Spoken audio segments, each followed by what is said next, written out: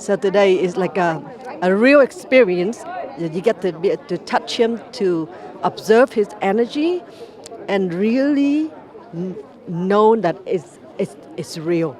It's real, and it's a really incredible experience because I travel the world. I work with celebrity. I met many big people, and the feeling is just another human.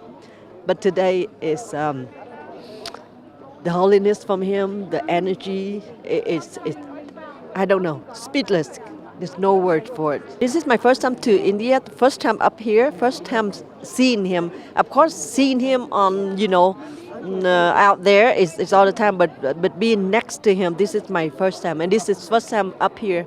I loved it. I'm gonna come back here more often, and the people here, the energy, the people, it just so great. It's very interesting and different. You feel like you're in another world somewhere with everyone feels so calm and peaceful.